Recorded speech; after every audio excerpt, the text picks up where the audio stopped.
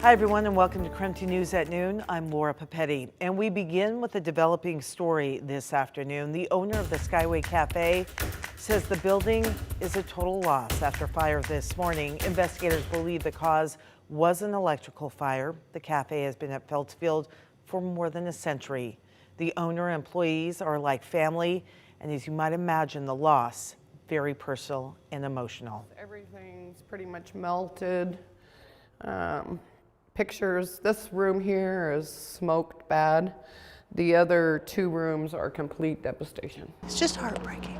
It's just, you want to go in and immediately start cleaning and fixing and seeing what you can do, and of course you can. The owner of the Skyway Cafe told us they do plan to rebuild. The Skyway Cafe, as we said, has been at Feltzfield for more than 100 years. Coming up in 10 minutes, we'll take you inside the Skyway for a look at the history and the connection the cafe has with our community. And at KREM 2 News, we try to bring you more to every story. The loss of the Skyway Cafe comes just months after fire destroyed another beloved restaurant here in the Inland Northwest. It was just back in September that flames ripped through the Wolf Lodge Inn in Coeur d'Alene. Firefighters said that the fire was started by an accumulation of grease in a pipe above a wood-fired grill. The owner said in October they are still looking at their options, which could include rebuilding. We will, of course, keep you updated. All right, just 2 minutes past noon right now. We do want to turn our attention to the weather, and we are tracking a little bit of a chance of snow here in the Inland Northwest coming up tomorrow. Brandon T. Jones is in for Thomas today. And Brandon, what do you know? Hey there, Laura. Well, as for today, it's a pretty average day here in the Inland Northwest. Not much happening besides some cloudy conditions, and outside of that, just a lot of clouds, right? So we're dealing with a cloudy Thursday, but we do have a chance at some more snow on Friday. That's going to be starting sometime in the morning hours, hopefully on the tail end of that morning commute, but we'll be keeping a close eye out on that in the morning. As for you walking out of the house today, it may feel a little bit cooler. I know as I got out of the house earlier this morning, I could definitely feel the difference in chill factor from yesterday compared to today. It only takes a couple of degrees to make a big difference. As for right now though, 32 degrees, winds moving around 7 miles per hour.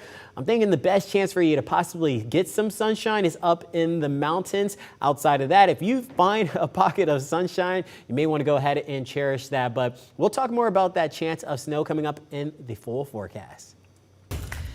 This afternoon, we have an update on a crash that we first told you about yesterday on KREM 2 News at noon. Just a few hours ago, we have learned that a teenager died from their injuries. The 16-year-old from Wellpinit was one of 3 people in the car that crashed into a semi on Highway 2. This happened yesterday. 2 other people were inside the car were seriously hurt, including an 18-year-old driver and a 13-year-old passenger. Troopers say the driver failed to stop at a sign and then ran into the semi.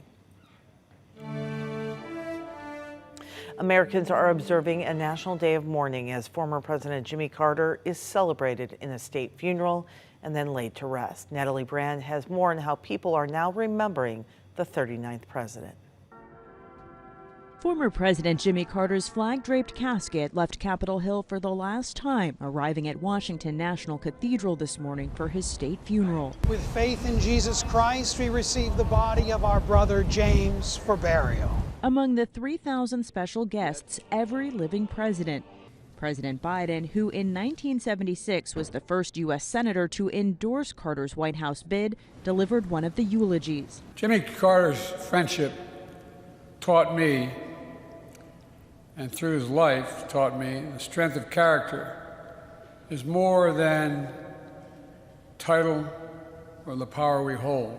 Carter's friendship with his predecessor, President Gerald Ford, was highlighted by Ford's son, who read the eulogy his father wrote before he died. Now, I didn't like it, but little could I know that the outcome of that 1976 election would bring about one of my deepest and most enduring friendships. Carter's vice president, Walter Mondale, who died in 2021, also left a message about their time in office. The personal relationship we established while in office continued throughout our life. Carter's service is the 5th official national funeral for a president held here. The dean of the National Cathedral says an occasion like this brings together both sides of the political aisle, something Carter would have appreciated. The 39th president now heads to his hometown of Plains, Georgia, where he will be laid to rest next to his wife of 77 years, Rosalind. Natalie Brand, CBS News, Washington.